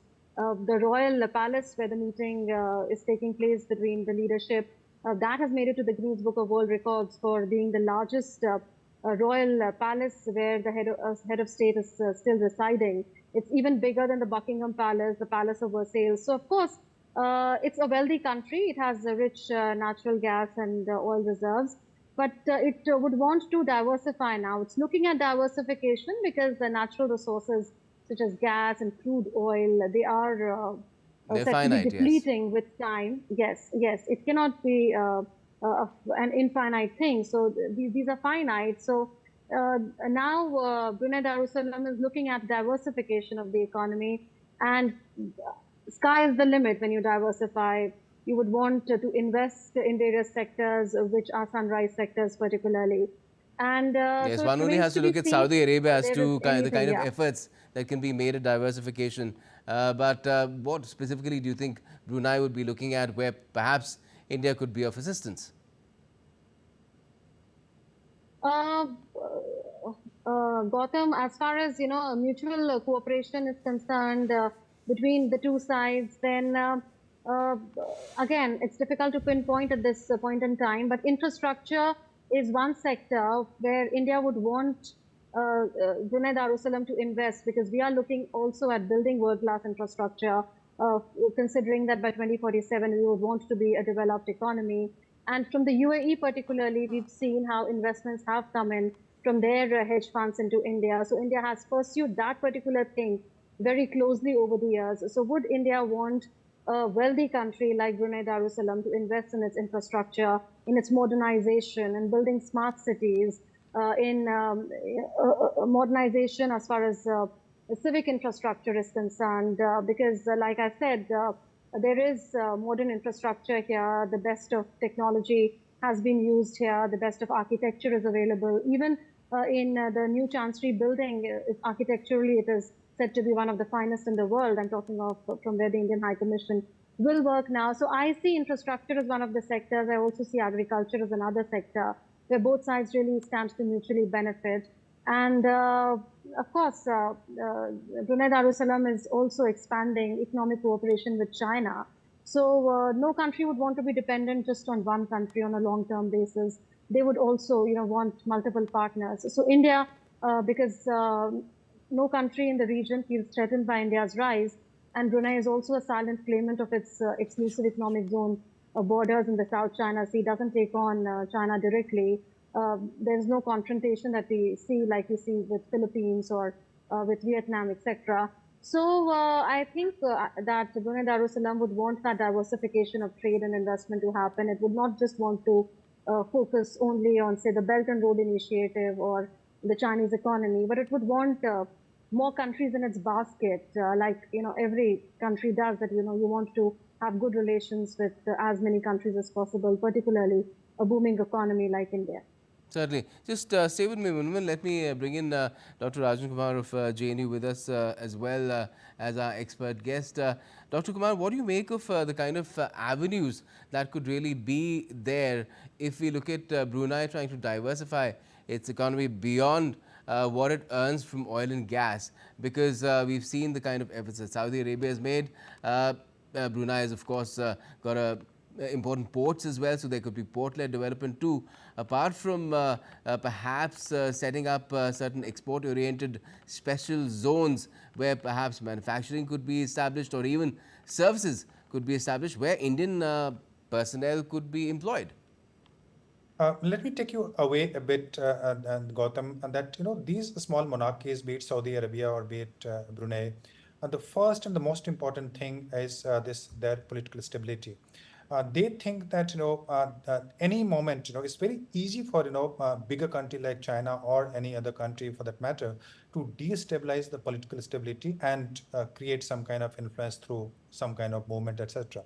So for Brunei, that is very important. And as if you ask Munmun, so she'll tell you that Brunei's entire activity, all life, tourism, everything rotates around the Sultan that you have, the Sultanate. If you, I have been to Brunei, I visited there a few years back. So that only 3-4 places which are very significant. One is the mosque that you showed in your program, and that mosque is again related to Sultan there. Then the house of Sultan, and that is very important. And Sultan is so rich that his worth is supposed to be roughly $30 billion $30 billion. So imagine the kind of and the GDP is roughly just 15 billion or something. Sultan plays a very important role, and political stability becomes important. But beyond that, there are 2-3 areas where Brunei would be looking for cooperation with India. All these monarchies also lack the scientific technology, so they import either from China or from United States or from India. So as I said, in the digital sector, in the sector of the critical technology, etc., India is doing reasonably well, so India can play a very important role. As far as Rupee, the previous question that you were asking to Munmun, so I think Rupee may not be very attractive to Brunei for the reason because our diaspora population there is very limited, just 15 to 20,000, maybe 40,000 at some point of time. But we're getting fresh images now of Prime Minister Modi's visit to Brunei. I'm sorry to interrupt Dr. Rajan there, but what we've got is these are the images that we have received of talks taking place between the Sultan of Brunei and Prime Minister Modi.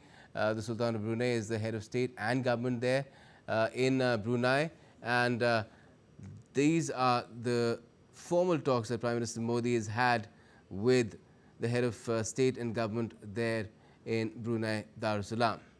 You can see the two leaders walking together on the red carpet there, and this is in the royal palace, which is the residence as well as the office of the Sultan.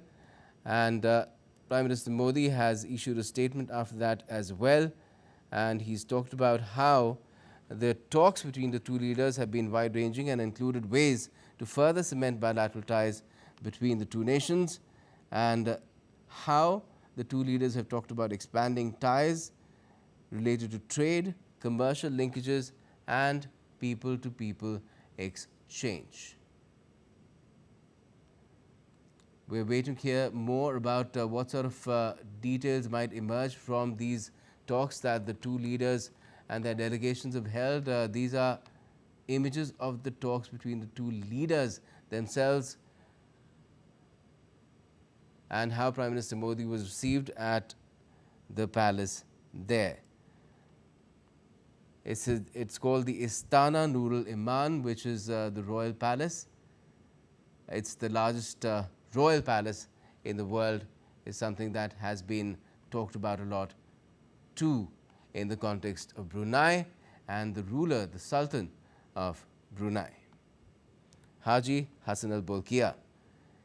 Sultan Haji Hassanal Bolkiah is the person on the left of Prime Minister Modi, now on the right, and these two leaders have just had their formal talks.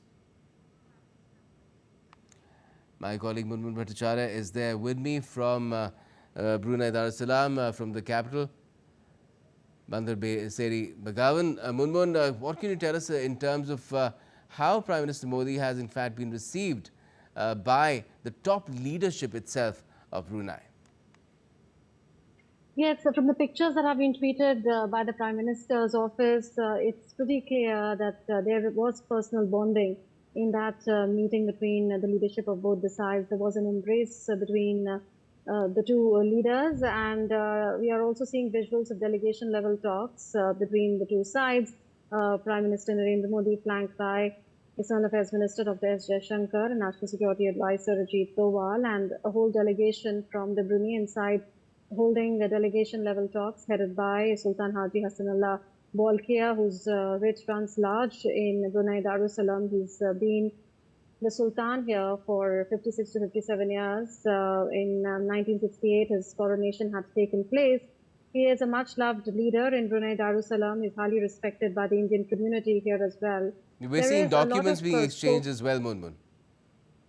Yes, we are yet to get a word on the documents that were exchanged in the sense that we are waiting for those details to come in. But my sources were telling me that an MOU in the space sector was to be signed and exchanged between the two sides relating to location shifting of ISRO's command, control and telemetry and tracking center, through which India monitors the eastward launches, which are space related, of satellites as well as launch vehicles. So there could be a technological upgradation in terms of transponders there, and also shifting of location. What would be the new location? What is the kind of technological upgradation? And if that MOU has been signed and exchanged, these are things that we need to wait for a little while to confirm. You could see the warmth between the two sides in these photographs that are flashing on your screens. And there are other sectors, of course, like you said, that there could be something in terms of expanding non-oil trade and business and investment. And Prime Minister's suite of earlier does mention trade and commercial ties, as well as people-to-people exchanges. So these are visuals that are coming in from Nurul Iman, Istana Nurul Iman, the royal palace of Sultan of Brunei Darussalam. It's entered the Guinness World of Records, in fact, for being the largest royal residence of a living head of state. If you look at the area, it's around 300,000 square meters. It took almost 2 to 3 years to build, and it was ready alongside the independence of Brunei Darussalam. It was a British commissionerate, remember, from 1888. It got independence in 1984. 1984 is the year when establishment of diplomatic ties happened between India and Brunei Darussalam. So this year marks 40th anniversary of these ties, and which is why Prime Minister's first ever bilateral visit in a landmark year for the bilateral relationship is seen as significant. A lot of scope going forward and taking the bilateral relationship ahead, and also in terms of regional diplomacy, because Brunei Darussalam is an ASEAN member state, and 2024 marks the 10th year since the announcement of India's Act East policy by Prime Minister Narendra Modi in 2014. And both Singapore as well as Brunei Darussalam are members of the ASEAN. Prime Minister after this would be headed, of course, to Singapore, but a banquet lunch was to be hosted by His Majesty for Prime Minister as well after the delegation level talks. We are waiting to know the fine print of the joint statement as well as the MOUs that have been exchanged and what really transpired in the talks between the leadership of both sides. But even in terms of defense, it was expected that would there be a formal announcement of a joint working group, because there is growing strategic trust between both the sides, with interoperability being a key focus, maritime safety, security, Sagar, the vision that Prime Minister Narendra Modi has outlined of security and growth for all in the region, Act East policy, and the overall growth, prosperity, integration, and peace of the Indo-Pacific region, and the centrality of ASEAN and India's vision towards the Indo-Pacific. As far as Sultan Haji is concerned, he's been to India 4 times and in fact, 3 times he's been to India before. In 2014, I beg your pardon, there have been 4 meetings all in all, physical as well as online, in person as well as online between the two sides. And Sultan has been to India 3 times. So, this is what we are telling the viewers, that both sides have met before in 2014 on the sidelines of the 25th ASEAN Summit in Naypyidaw in Myanmar, in 2017 in Manila on the sidelines of the East Asia Summit, and then in 2018 when Sultan Haji was in India for marking the Silver Jubilee or 25 years of India-ASEAN Partnership Dialogue. And he was also one of the chief guests at the Republic Day parade on 26th of January 2018, when he witnessed the parade on that day alongside other heads of state and government from the ASEAN member countries. Then in 2021, Sultan Haji had invited Prime Minister Narendra Modi for the 18th ASEAN-India Summit, which was held online during the COVID-19 pandemic year. So they have met previously, and there is growing strategic trust between both the sides. Defense and space cooperation are examples of that growing strategic trust. In terms of hydrocarbons, India was looking at having a longer-term arrangement for supply of hydrocarbons, particularly natural gas. It anticipates that the demand for natural gas would only increase with time, but has the Bruneian side really agreed to that? Is there a letter of intent to that effect, or is that work in progress? Or how has Brunei responded to India's interest in having a long-term supply contract is something to be seen. All right, Munmun, let's leave it at that because we will, I'm sure, in due course learn in concrete terms, in black and white, what has been agreed to and what is not. But right now, of course, it is very, very interesting to speculate, because it tells us the kind of a wide range of issues that India and Brunei could be taking up, and it seems that some of them have, because we have received images of documents being signed and exchanged. Thanks for joining us for the time being from Bandar Seri Begawan. We are still with Dr. Rajan Kumar, School of International Studies, Jawaharlal Nehru University, as one of our experts guests. Dr. Kumar, what do you make of how things have gone so far? There is going to be some concrete, as we journalists are very fond of saying, tangible progress in forms of exchange of documents that is taking place between India and Brunei as part of this visit. I think, I see it both from symbolic as well as the substantial perspective. Symbolic because, this will send a very strong message to the countries of Southeast Asia that, India is engaging individually, bilaterally, and also multilaterally with countries in Southeast Asia. It will also send a very symbolic message to China that, Brunei, you cannot probably have your own unilateral influence on all the countries, even if those countries happen to be a very small one. So it sends a very clear message to China that Brunei, Islamic country, but is still trying to have a very good ties with India. And that sends a message to large number of countries in the world. Brunei is a country of global south. So that again, and India is also engaging with a country which is a constitutional monarchy. So that shows that how India is respected in different political systems. So that's the symbolic part. But as you rightly pointed out, there are substantial part to it. Because Brunei would be looking for political stability. Brunei would be looking for a naval cooperation, security cooperation, defense cooperation, as Munmun was saying, space cooperation, etc. All right, we're getting some fresh images as well. Sorry to interrupt you again, Dr. Kumar, but these are fresh images that we're getting of, the leaders sitting around perhaps for a banquet that was planned after the formal set of meetings, the talks and delegation level talks. But I'm still to get a clear picture on what exactly is this. I am going by the schedule that had been shared earlier with us, and some kind of perhaps a prayer also being or a message perhaps being read out, but you can see the leaders sitting together, and these are the PM with folded hands indicates that some kind of a prayer or a benediction might be being performed.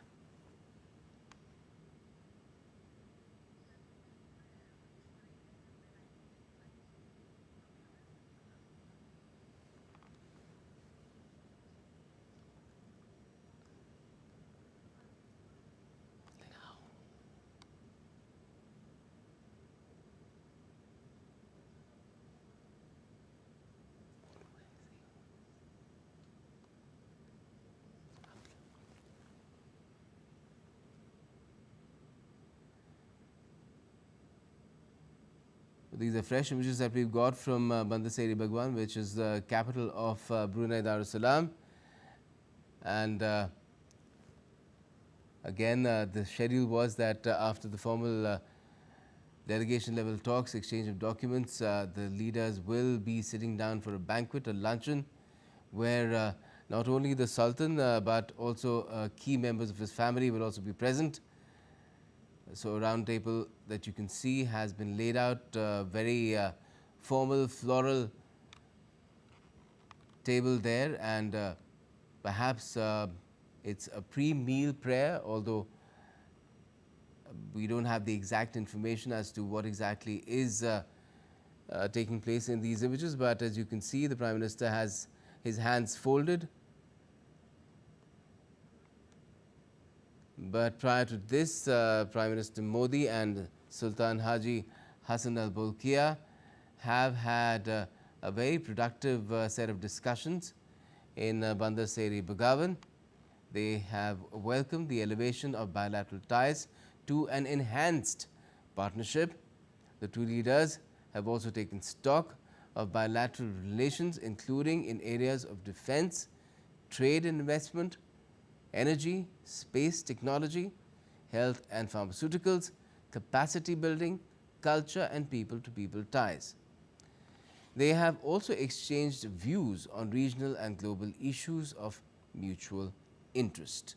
So this is the latest piece of information which has been put out, that India and Brunei have decided to elevate their relationship to an enhanced partnership.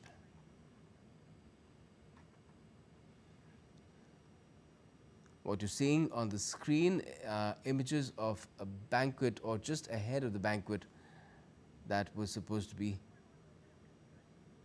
सत्कार के लिए मैं आपको और पूरे शाही परिवार का हृदय से आभार व्यक्त करता हूं। सबसे पहले मैं आपको और ब्रुनेई के लोगों को आज़ादी की 40वीं वर्षगांठ पर 140 करोड़ भारतवासियों की तरफ से हार्दिक बधाई देता हूं। योर मैजेस्टी, हमारे सदियों पुराने सांस्कृतिक संबंध है। हमारी मित्रता का आधार हमारी यह महान सांस्कृतिक परंपरा है। आपके नेतृत्व में हमारे संबंध दिनों दिन प्रगाढ़ होते रहे हैं। 2018 में हमारे गणतंत्र दिवस पर मुख्य अतिथि के रूप में आपकी भारत यात्रा की स्मृतियां आज भी भारत के लोग बहुत गौरव के साथ याद करते हैं। योर मैजेस्टी, मुझे अत्यंत खुशी है कि मुझे अपने तीसरे कार्यकाल की शुरुआत में ही ब्रुनेई की यात्रा करने का और आपसे भविष्य के विषय में चर्चा करने का सौभाग्य मिला है। यह भी सुखद संयोग है कि इस वर्ष हम द्विपक्षीय साझेदारी की 40वीं वर्षगांठ मना रहे हैं। भारत की एक्ट ईस्ट पॉलिसी और इंडो पैसिफिक विजन में ब्रुनेई का महत्वपूर्ण साझेदार होना ये हमारे लिए उज्जवल भविष्य की गारंटी है। हम एक दूसरे की भावनाओं का सम्मान करते हैं। मुझे विश्वास है कि मेरी इस यात्रा से और हमारी चर्चाओं से आने वाले समय के लिए हमारे संबंधों को स्ट्रैटेजिक दिशा मिलेगी। एक बार फिर इस अवसर पर मैं आपका हृदय से बहुत बहुत आभार व्यक्त करता हूं। योर मैजेस्टी, आपके भावपूर्ण शब्द, गर्मजोशी भरे स्वागत और आतिथ्य सत्कार के लिए मैं आपको और पूरे शाही परिवार का हृदय से आभार व्यक्त करता हूं।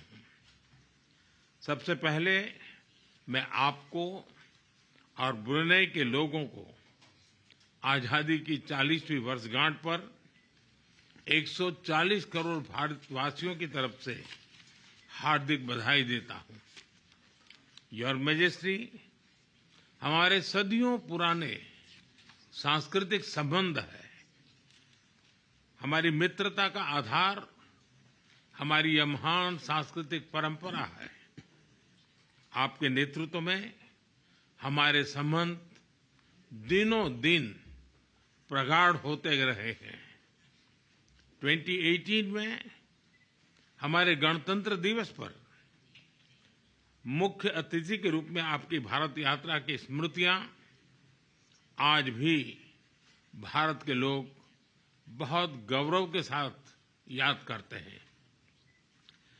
योर मैजेस्टी, मुझे अत्यंत खुशी है कि मुझे अपने तीसरे कार्यकाल की शुरुआत में ही ब्रुनेई की यात्रा करने का और आपसे भविष्य के विषय में चर्चा करने का सौभाग्य मिला है।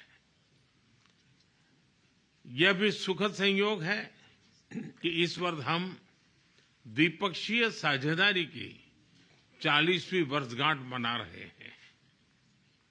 भारत की एक्ट ईस्ट पॉलिसी और इंडो पैसिफिक विजन में ब्रुनेई का महत्वपूर्ण साझेदार होना ये हमारे लिए उज्जवल भविष्य की गारंटी है। हम एक दूसरे की भावनाओं का सम्मान करते हैं। मुझे विश्वास है कि मेरी इस यात्रा से और हमारी चर्चाओं से आने वाले समय के लिए हमारे संबंधों को स्ट्रैटेजिक दिशा मिलेगी। एक बार फिर इस अवसर पर मैं आपका हृदय से बहुत बहुत आभार व्यक्त करता हूं। Well, there we heard Prime Minister Narendra Modi at those delegation level talks. He had made his remarks and let me just sum them up for you.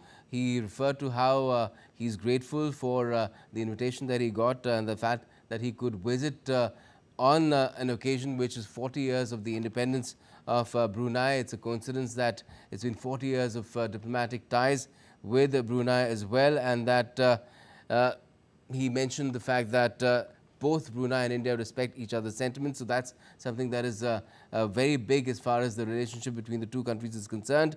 And he also expressed confidence that this visit will give, and the talks that have taken place will give a strategic direction to the relations between India and Brunei. And already there has been also information coming in that the level of ties between India and Brunei has been elevated to an enhanced partnership. Let's talk about that.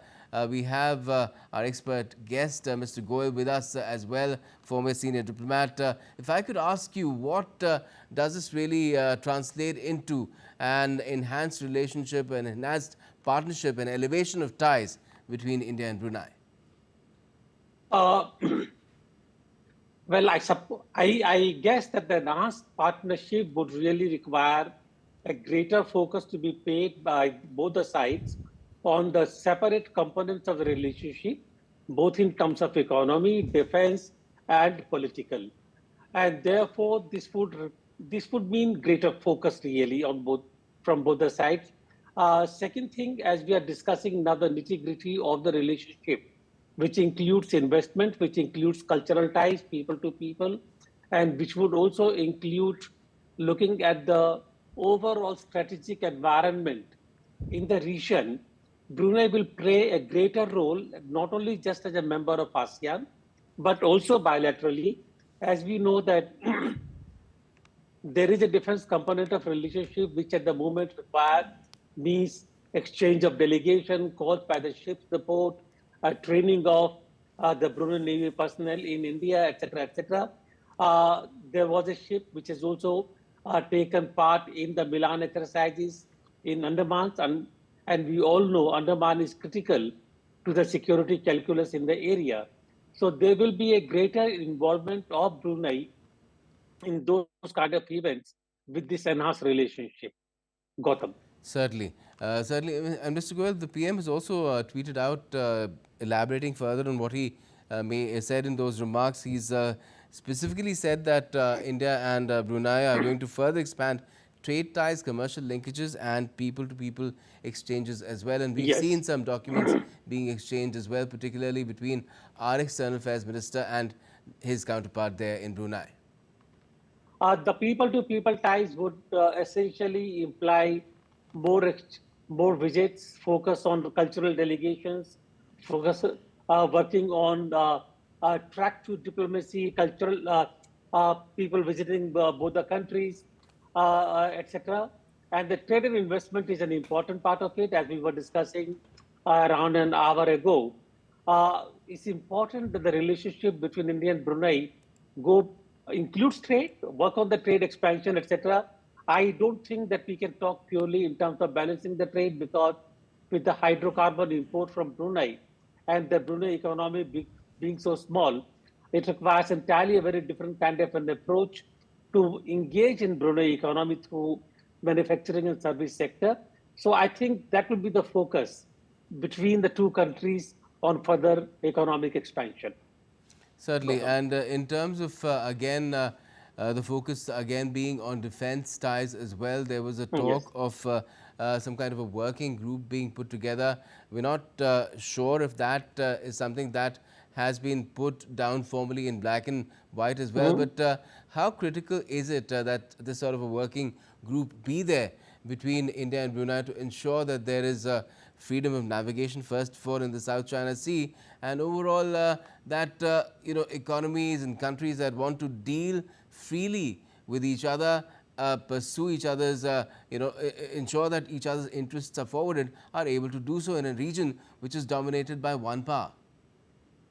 A joint working group will rather formalize the intention and the plans to expand defense ties between India and Brunei. It will lay down the kind of platforms and the mechanisms which will be used by India and Brunei, like in terms of the areas to be discussed, the group, the delegations, who will be heading the delegations, frequency of such consultations. So there will be a formalization of those kind of interactions. However, what I would say that I do hope such a joint group is established. But even if the group is not established, even if the group is not established, the point Ramesh really is that there will be greater expansion of the tie. Defense in the area of defense. Yes. Did we say something? Sorry. No, sir, thank you so much for joining us, Mr. Goel, to talk about how India and Brunei are forging their relationship further. They're taking it further in terms of how it's been enhanced and it's been taken to that level where it will be an enhanced partnership. And we have seen exchange of documents taking place as well. We're waiting to learn as to the details of what sort of agreements have taken place, MOUs have taken place between India and Brunei as part of that visit that Prime Minister Modi is having to Brunei, the first Indian Prime Minister to visit that country in 40 years in a year, which is of course 40 years of diplomatic ties, 40 years of Brunei's independence as well. And to take this rolling coverage forward, we will have my colleague Ramesh Ramachandran also joining you very shortly. For the moment right now, we're taking a quick break. Be back with more on this and a lot more updates from around the world. Thanks for watching.